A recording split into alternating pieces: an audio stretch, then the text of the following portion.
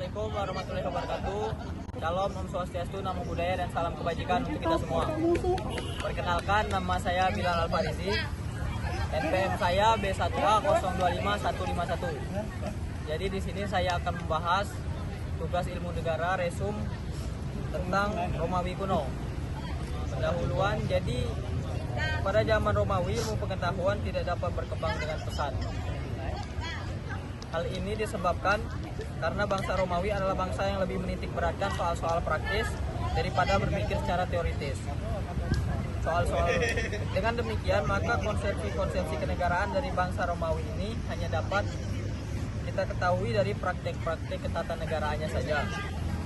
Karena memang konsepsi-konsepsi kenegaraannya selalu dilaksanakan dalam lembaga-lembaga hukum serta kenegaraannya.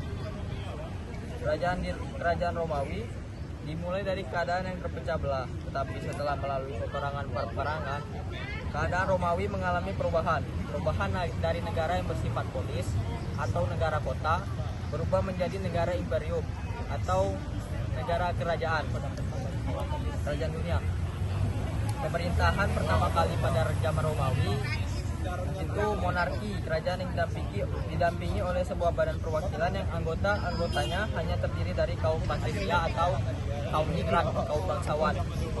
Pemerintahan kemudian berubah menjadi demokrasi setelah raja terakhir diusir dari tahtanya.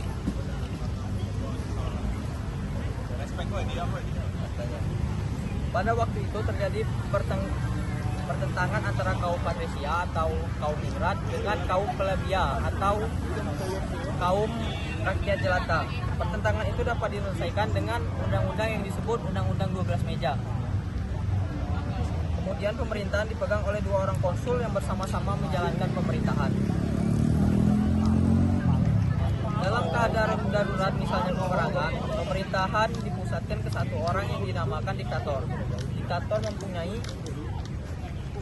kekuasaan yang besar dan mutlak, tetapi hanya untuk sementara saja. Dengan maksud segala keputusan dan tindakan dapat dilaksanakan dengan diambil dengan cepat. Dalam keadaan darurat juga, kekuasaan perundang-undangan dan kehakiman dipegang oleh praetor yang tugasnya menyesuaikan perundang-undangan dan kehakiman dengan kebutuhan baru di masyarakat yang terus berkembang ke arah kemajuan, sehingga dengan demikian dapat menimbulkan jurisprudensi yang tetap dan kepastian hukum bagi para warga negaranya. Pada masa imperium, Romawi mencapai puncak perkembangan ketatanegaraannya. Dasar pemikiran yang dipakai dipengaruhi oleh ajaran kaum Stoa dari Zeno yang bersifat universal dan bersifat kejiwaan, dan Romawi mengembangkannya ke arah politik ketatanegaraan. Perbedaan mendasar antara Yunani dan Romawi terlihat pada kedudukan warga negaranya. Di Yunani, individu dianggap bagian negara tanpa hak menuntut, sedangkan di Romawi, individu dipisahkan dari negara dan hubungan antar warga diatur oleh hukum privat, sementara negara diatur dalam hukum publik. Pemisahan ini memberi kepastian hukum dan menjadi ciri khas keunggulan Romawi. Romawi juga memisahkan tegas antara hukum dan kesusilaan, serta antara negara dan masyarakat. Negara dianggap entitas hukum yang abstrak berbeda dari masyarakat. Demi kepentingan negara, Romawi menetapkan politik keras, termasuk prinsip dividende impere, yaitu pemecah belah bangsa, perlukan agar tidak bersatu melawan penguasa. Dari sini lahirlah praktik-praktik yang kemudian dimasuki ke sipil pada Reistenes. Seiring meluasnya wilayah, Romawi membagi daerah menjadi provinsi dengan pemerintahan sendiri.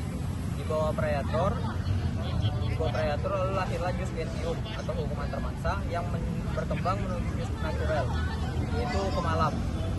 Dipengaruhi filsafat Stoa, pandangan ini menjadikan negara dipisahkan dari masyarakat memiliki tujuan sendiri, namun tetap tidak berkuasa mutlak karena sumber kekuasaan berasal dari rakyat. Bahkan negara dapat digugat bila merugikan warganya. Meskipun dalam praktiknya tidak pernah muncul diktator seperti Julius Caesar, kekuasaan tertinggi tetap berada di tangan rakyat. Politikus menilai sistem Romawi sebagai campuran demokrasi, aristokrasi, dan oligarki.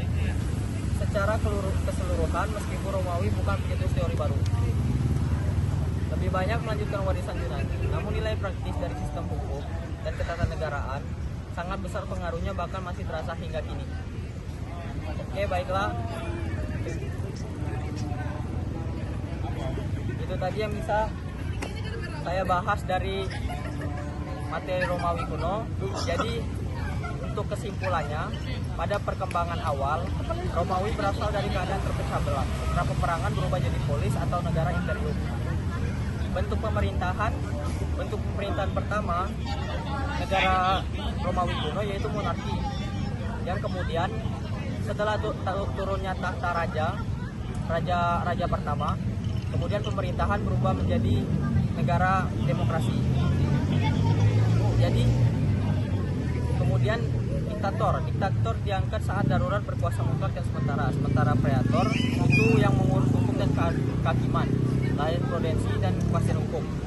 Lalu kita lanjut ke masa imperium. Romawi mencapai puncak kejayaannya pada masa imperium, dipengaruhi pada ajaran Stoa dari Zeno yang bersifat universal, berbeda dengan Yunani Aristoteles yang terbatas pada polis. Kedudukan warga negaranya, Yunani individu hanya bagian dari negara tanpa hak menuntut, sedangkan Romawi individu dipisahkan dari negara. Kemudian ada pembagiannya yaitu hukum privat dan hukum publik. Hukum privat itu hubungan antar warga dan hukum publik adalah urusan negara. Inilah sistem Romawi. Yang pertama, pemisahan hukum dan kesusilaan. Yang kedua, pemisahan negara dan masyarakat. Yang ketiga, negara adalah entitas hukum rakyat. Perkembangan wilayah. Daerah dibagi jadi provinsi, dipimpin praetor, lalu lahirlah jus gentium, hukum antar bangsa, lalu berkembang menjadi jus naturale atau hukum alam. Negara juga bisa digugat bila merugikan rakyat. Julius Caesar sempat jadi diktator. Kekuasaan tertinggi tetap berada di tangan rakyat. Sistem Romawi adalah campuran dari demokrasi, aristokrasi, dan oligarki. Lalu warisan dari Yunani, warisan Romawi, tidak banyak teori baru, tapi bersifat praktis. Sistem hukum dan kenegaraannya berpengaruh besar. Nilainya masih terasa hingga saat ini. Baiklah, itu tadi yang bisa saya sampaikan. Sekali lagi saya ucapkan terima kasih kepada teman-teman yang sudah bantu saya buat video. Lalu berterima kasih kepada dosen pengampu. Baiklah, itu tadi yang bisa saya sampaikan. Terima kasih. Wassalamualaikum warahmatullahi wabarakatuh.